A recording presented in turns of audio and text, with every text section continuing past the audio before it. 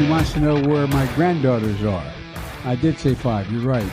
So let me see. I got 1 in New York, 2 in Philadelphia.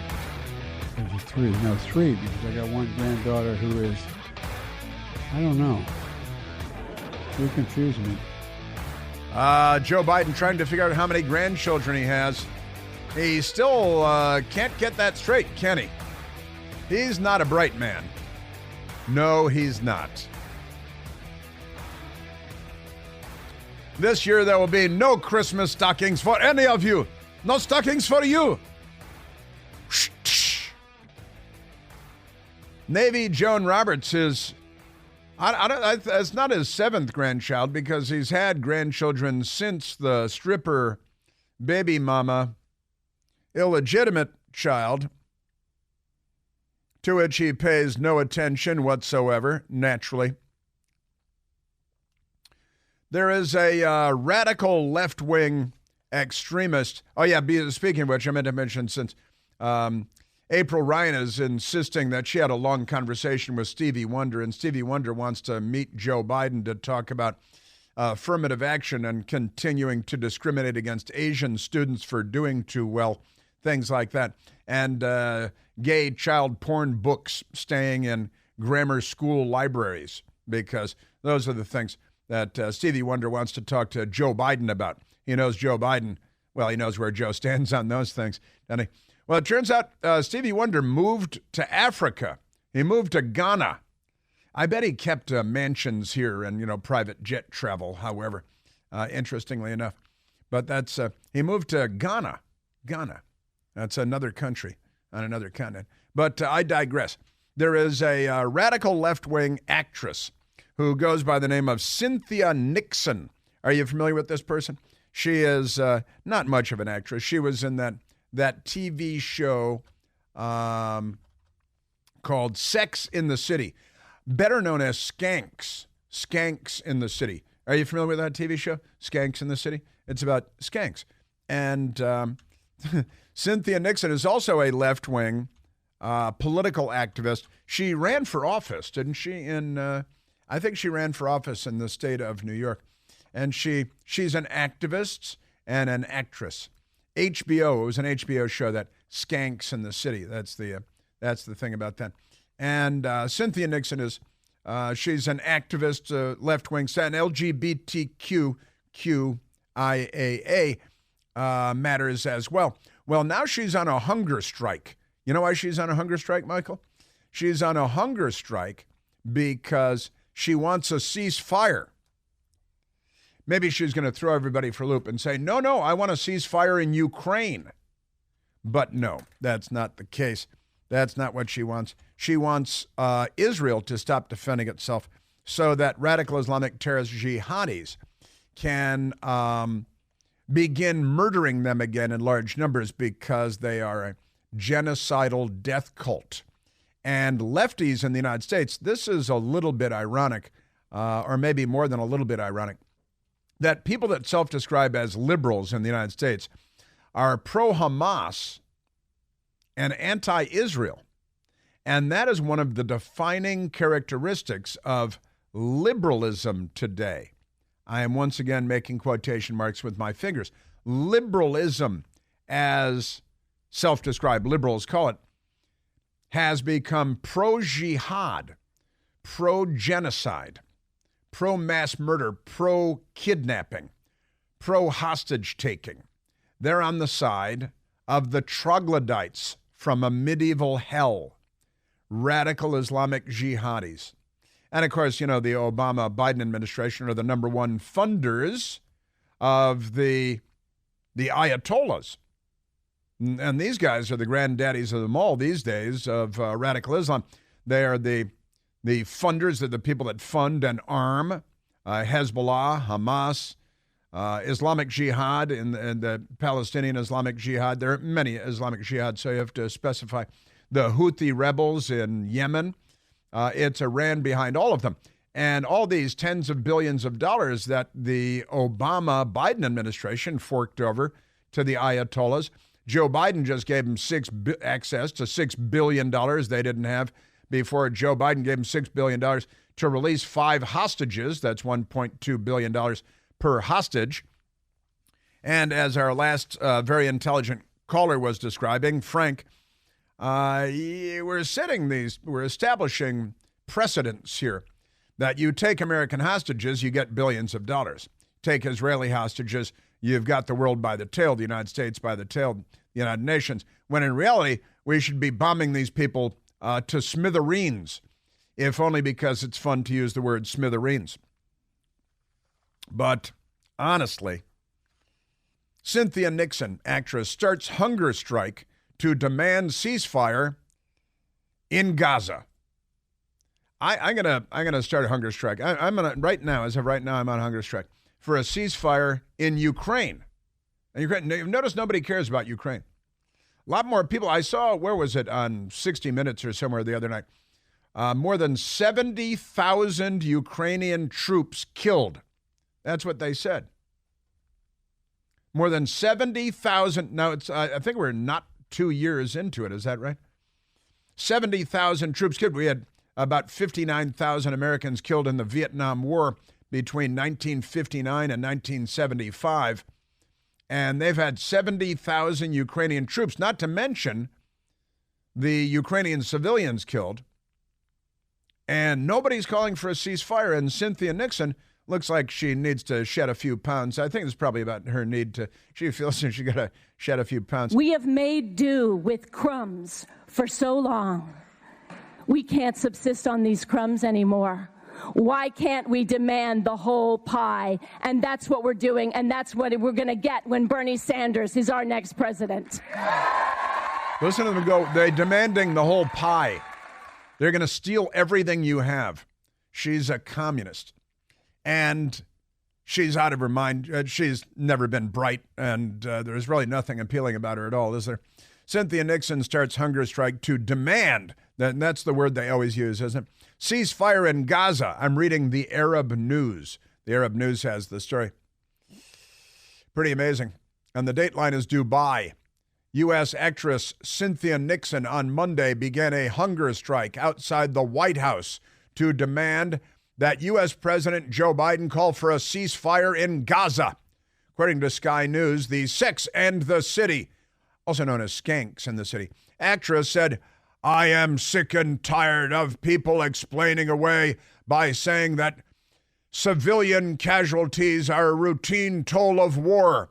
Nobody's actually saying that, but there is nothing routine about these figures. There is nothing routine about these deaths.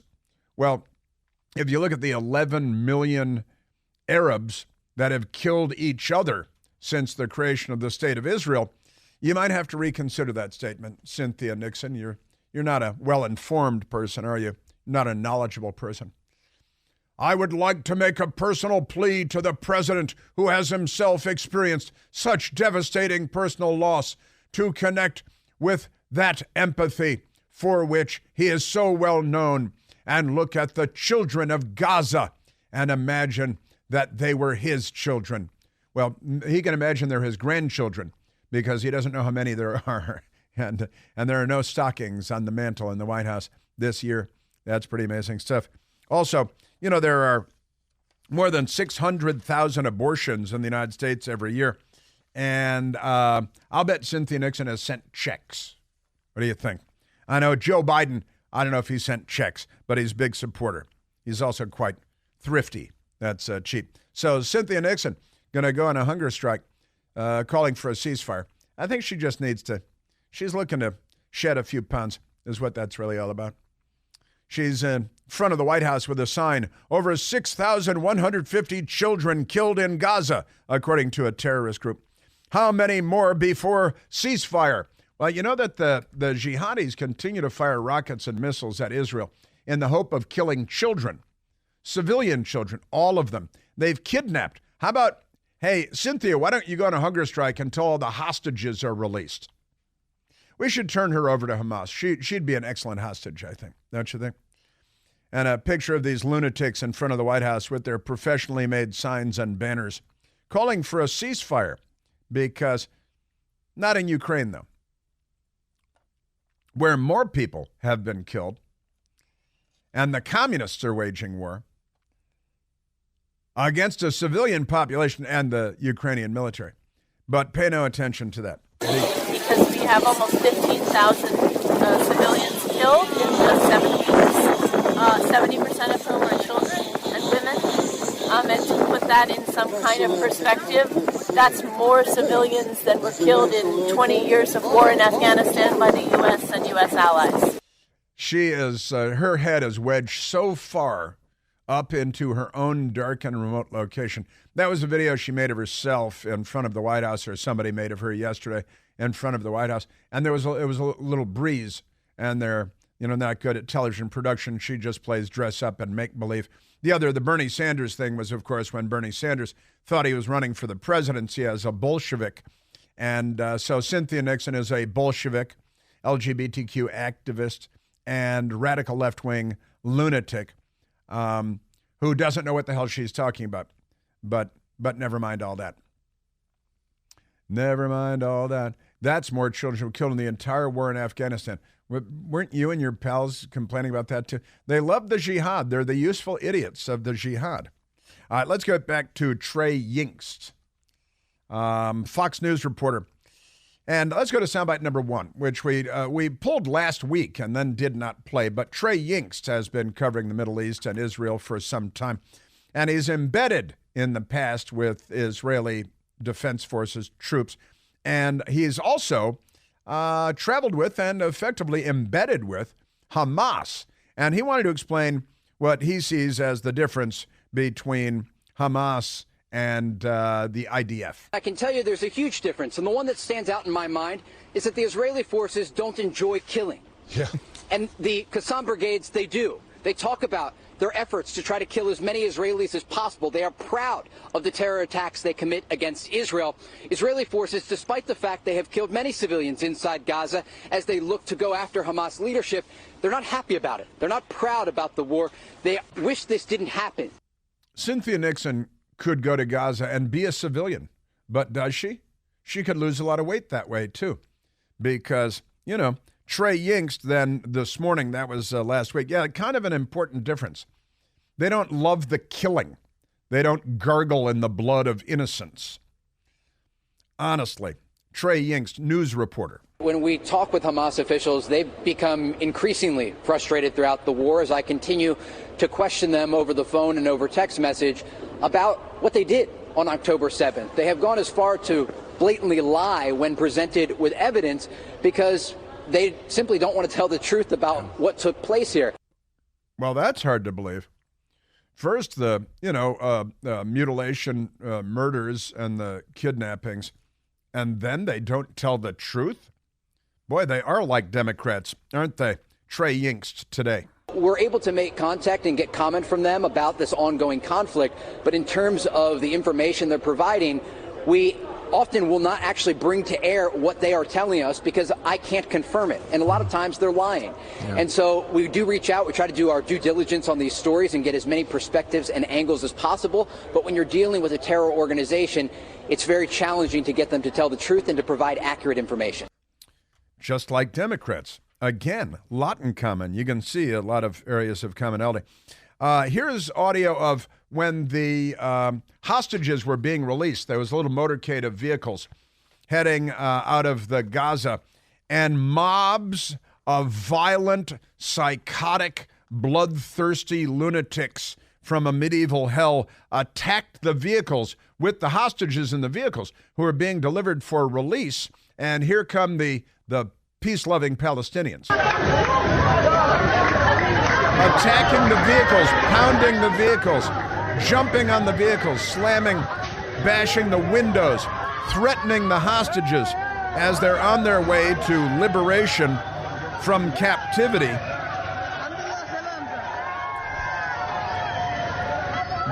And this is perfectly normal.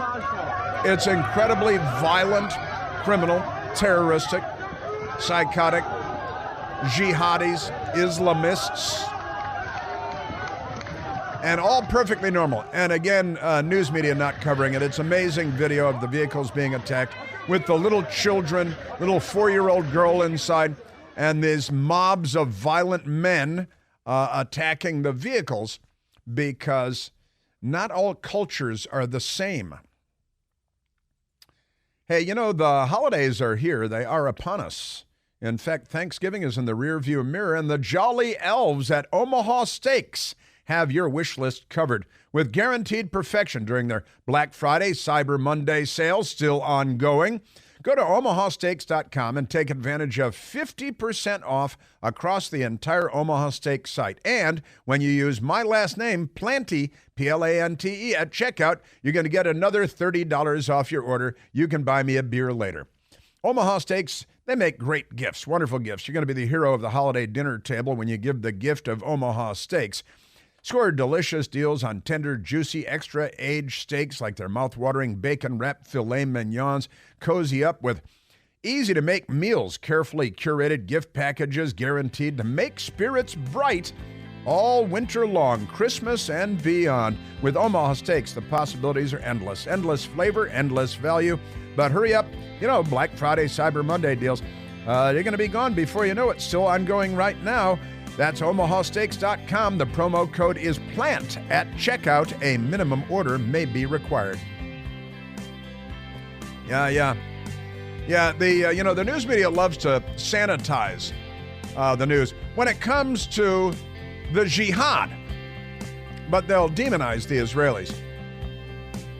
And criminals arrested in the United States, if they're white, then their race is part of the reporting. If they're not, then it's not. That's our news media.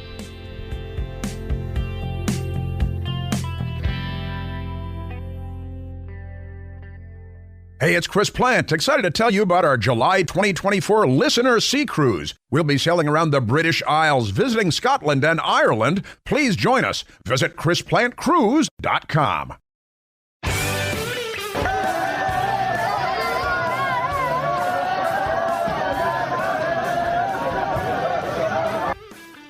Now, that was the mob of violent terrorist men, criminals in the Gaza attacking the vehicles transporting the hostages on their way to being released, including a little 4-year-old girl and others, bashing, jumping on, climbing on, slamming, beating the vehicles as they're leaving because, you know, that's their culture.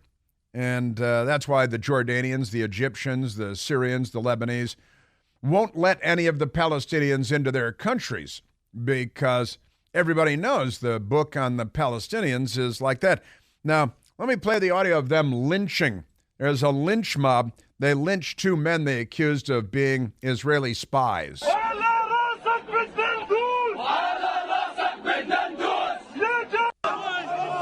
The dead bodies are hanging upside down, being hanged by their ankles. They had already been beaten to death by the mob, and the mob continued to savage their dead bodies.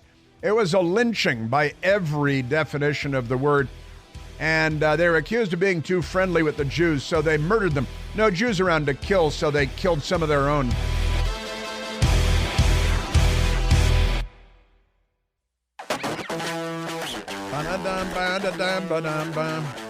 You know, another thing to keep in mind with the hostage releases is that the troglodytes have released 50 human beings that they kidnapped and brutalized and threatened to murder, and they murdered all those other people, 1,200 people, kidnapped hundreds. They've released 50, and in exchange, the Israelis have released 150 people. Now, these people have all been convicted of crimes, most of them murderous, terror-related. One woman, even the media on the left and the Democrats are upset that the Israelis released a woman. Well, they're upset that she was in jail at all. She was convicted of going on a knife spree, a stabbing spree, trying to murder people with a big knife, and went to jail for it. And the Democrats are upset. Like, oh, you know, she didn't even murder anybody. She only tried real hard to murder everybody. But you got to keep in mind that, you know, there's a meme such as it is going around. A young woman, a 13-year-old Israeli young woman, very lovely, named Alma. And she is a hostage. Her crime was being Jewish. And then one of the people released by the Israelis, a 39-year-old woman named Isra Gabas. Isra Gabas, her face is burnt to a crisp and her hand is burnt off and her fingers are gone because she blew herself up while making a bomb that she was going to use to kill the Jews. Right? And she went to prison for being a terrorist, bomb maker, would-be mass murderer. That's why she went to prison after enjoying a judicial system that is not found anywhere else in the Arab Islamic world, the Middle East, and beyond for that matter. But Idris Gabras, with the burnt face and the burnt off fingers, she's a terrorist, and she is being given up in exchange for an innocent 13-year-old girl who committed no crimes, did nothing wrong, except to be a lovely person. But that's and they're lynching their own people in the streets and hanging them upside down by their ankles from a tower and from a wall so that people can come by and beat them, their dead bodies, and spit on them. And, after the mob beat them to death for allegedly collaborating with the Israelis. See?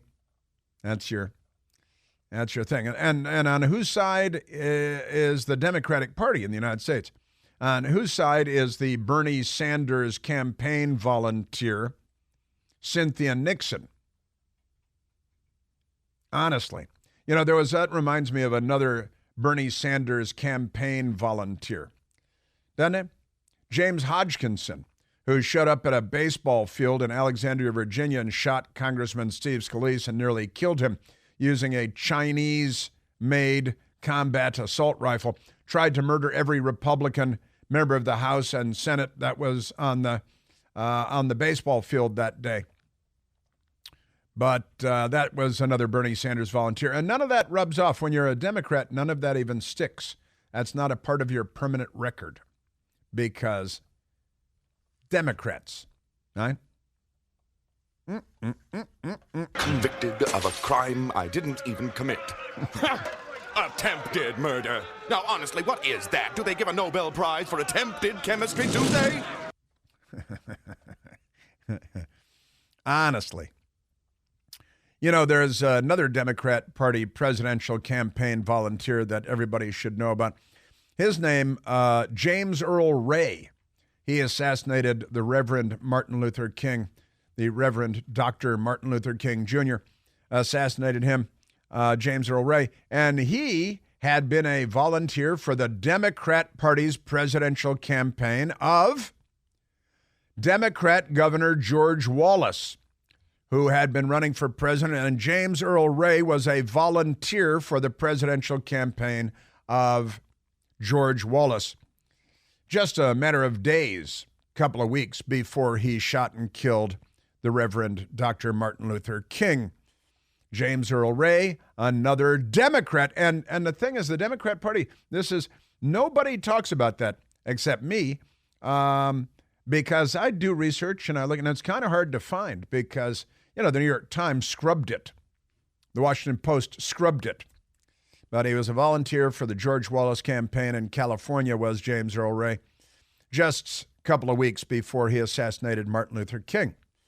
James Hodgkinson was a suicide attacker. He's dead now. The police had to gun him down while he was trying to commit a mass political assassination. Mass political assassination. Just a few years ago. Democrats. Crazy.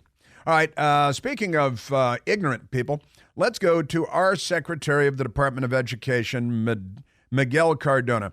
Miguel Cardina, not a bright man, picked by Joe Biden. He is, it's amazing how awful our government is these days.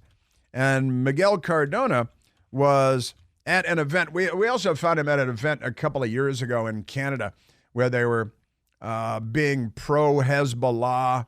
And, the Democrat Party it's not just their past that is so checkered. It is their present as well.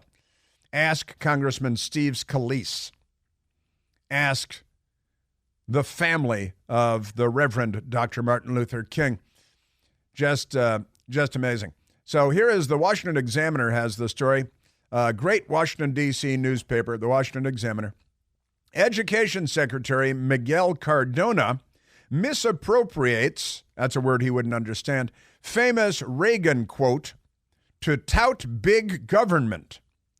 Now, it's, Ronald Reagan had so many great lines, so many great sayings that are still in use today. It's not that Democrats don't know anything. It's just that so much of what they know is wrong. That applies to every single Democrat today, and extraordinarily. And, of course, he mocked long ago, and I want to play it for you in a moment. I'm from the government, and I'm here to help. And that was a laugh line. Ronald Reagan got great laughs using that line again and again. I'm from the government, and I'm here to help. And it was always a joke line. Well, Miguel Cardina, the Secretary of the Department of Education, not well educated in the cultural ways of American politics and American history, political history, cultural history, and he misappropriated is the appropriate word for the Washington Examiner to use. Education Secretary Miguel Cardina misinterpreted President Ronald Reagan when he discussed the role of the government in people's lives, speaking alongside Governors Mark Gordon, a Republican from Wisconsin, and Michelle Lujan Grisham, Democrat, New Mexico, at the 2023 winter meeting of the Western Governors Association just a few weeks ago in beautiful Jackson Hole, Wyoming. Our Education Secretary, Miguel Cardina, and then he got away with it for weeks because the news media doesn't report this stuff.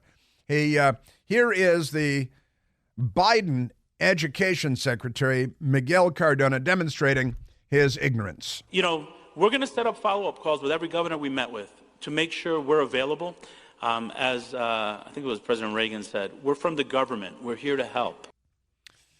Yeah. Now, nobody laughed. It's a room full, and they're looking around, and they're thinking, do you think he understands what he just said? And he didn't. It was in 1984 when Ronald Reagan said it this time. It was a line that he used more than once. Most certainly President Reagan did. But absolutely extraordinary that our Education Secretary is so ignorant. How ignorant is he? That he used the Ronald Reagan line, obviously not understanding it at all. Ronald Reagan in 1986. I've always felt the 9 most terrifying words in the English language are, I'm from the government and I'm here to help. Now, we should have left the laughter there because he used it as a and of course, Republican audiences would applaud and laugh and say, I'm from the government, I'm here to help. Because we're individualists, we recognize that the United States of America is about individualism and our ability to achieve, to aspire, to succeed, and hopefully without too much interference from the government. But President Ronald Reagan, the great President Ronald Wilson Reagan, with the 9 most terrifying words in the English language, I'm from the government and I'm here to help. And Miguel Cardina, ironically, the Education Secretary, ironically in the Biden administration, with we're from the government and we're here to help. And they're trying to maybe appropriate the saying, to twist it, to torture it, turn it upside down, pull it inside out like a sock, and say, no, really, we are from the government and we're here to help. And we're all laughing, and they're taking it seriously because very small brain cases with these people. Let's take a telephone call, Michael.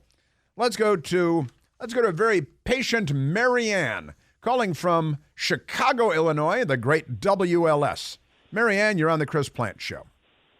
Hey there, Chris. You are the best of the best of the best. That's true. And I'm not exaggerating either. And so they don't understand subtlety. They don't understand satire. It's almost against their brains or something.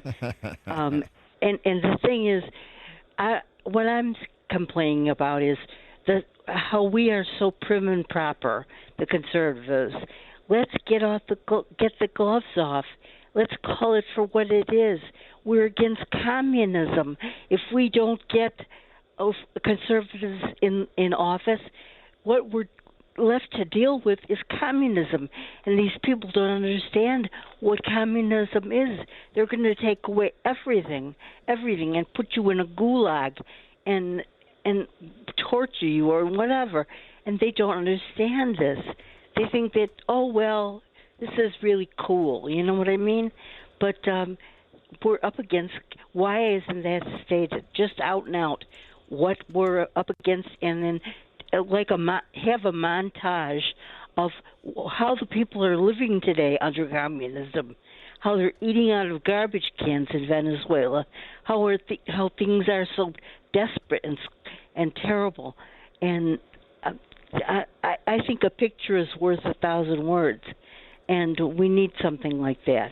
What do you think? Well, I think that my one-word answer would be Trump, right? And I was just looking at a Mitt Romney story today about how Mitt Romney did an interview with CBS, and it was little noticed interview. But Mitt Romney, who is, Mr. Utah, polite, Mormon, family man, and, right. That doesn't make him a terrible person or anything, but he's not a fighter. He's not a brawler. He's not going to stand up against the Democrats. They're going to roll right over him, and the corrupt news media will crucify him for bringing his dog on a family vacation 20 years earlier. And right. What else did he do? He brought his dog on vacation. Oh, he had binders full of women because he had binders filled with women that he was going to tap to, not like, Bill Clinton would tap them, but, for jobs in the government. And he was crucified for these things. And you're right, Republicans have a long history of being way too polite and not aggressive enough in the face of the Democrats, who have become way too aggressive and divisive and balkanizing and violent and criminal. And that's why when Donald Trump came along, he's, a counterpuncher, right, Marianne? And that's right, exactly. Because he's finally a Republican that will punch back, finally a Republican that will fight. And boy, does he have to fight, because just like Putin is keeping this Wall Street Journal reporter in jail until the end of January now, the left here uses, and really, just like Putin, the communist, the KGB guy, the Stasi guy, the Democrats, the left, I keep saying, Marianne, they're not liberals, they're the left, and the Democratic Party isn't. They use the judicial system, the FBI, the Justice Department, to go after their political enemies. These are all abuses of power. They're political abuses of power.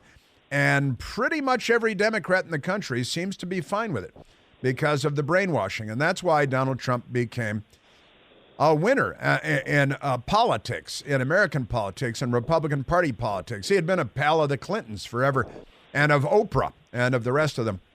But I got to tell you, Marianne, you're right. We need to take the gloves off, and that's why Donald Trump enjoys the popularity that he does enjoy, notwithstanding what the liberal on my Newsmax show said last night. And also, Marianne, if you go to the Chris Plant store, the Chris Plant show store, the left is coming for your rights. That's what you're talking about. The left is coming for all of our rights, because they're not liberals. They're the left. Liberals don't do what the Democrat Party is doing today. The left does what the Democratic Party is doing today. And honestly, we have great T-shirts and coffee mugs. I actually just Googled it while I was talking to Marianne. And if you just Google "the left is coming for your rights," the first thing that comes up is the Chris Plant store and the T-shirts that you can get there for that stuff. And we're in the fight of our lives here, Marianne. There's no doubt about it. We, this is not the Democrat Party of yesteryear. It's not even the party of Bill Clinton, much less John F. Kennedy. John F. Kennedy, if he hadn't been shot in the head by a communist or the CIA, release the documents, CIA, release the documents. Congress ordered you to release the documents years ago. Release the documents. But if John F. Kennedy hadn't been shot in the head, the anniversary just a couple of days ago, by a communist driving through Dealey Plaza, Dallas, Texas, and if he were alive today, he would be to the right of Mitt Romney. I mean, the John F. Kennedy of 1963 was to the right of Mitt Romney. And the Democrat Party of today wouldn't even be recognized by John F. Kennedy, or Robert Kennedy, for that matter, who was shot in the head by a Palestinian and killed. You know, the more things change, huh? That's a fact check. Marianne, thank you for a very lovely call. Very nice call. Thank you very, very much. It's I didn't even get into the weather in Chicago. It's winter there all of a sudden. Holy cannoli. Snowing off the Great Lakes all over the place. Big snow off of the Great Lakes. Lake effect snows today. Big time.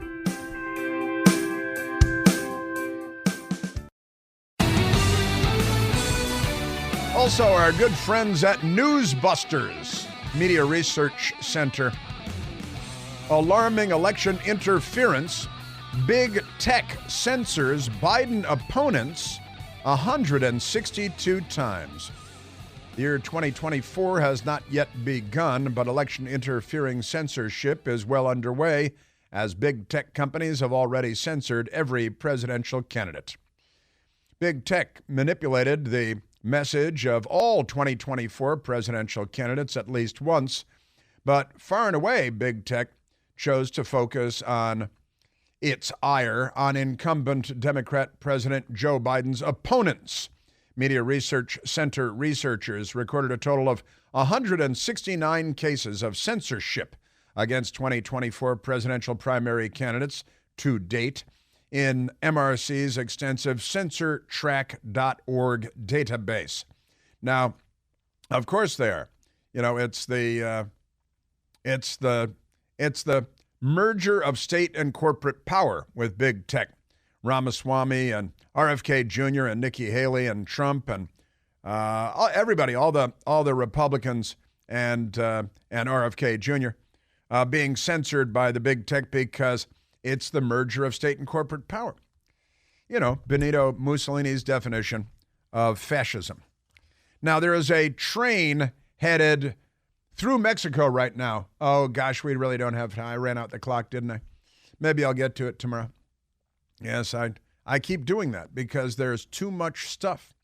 Oh, by the way, the Rosalynn Carter, who passed away, former First Lady, Joe Biden is heading down to Georgia today, and joining him will be Bill Clinton, Hillary Clinton, and Michelle Obama, but not Barack Obama. He never did like that Rosalynn, so he's not gone. That's not really the reason, but he's not gone. So Rosalynn Carter thing, Godspeed, Rosalynn Carter. She wasn't Jimmy.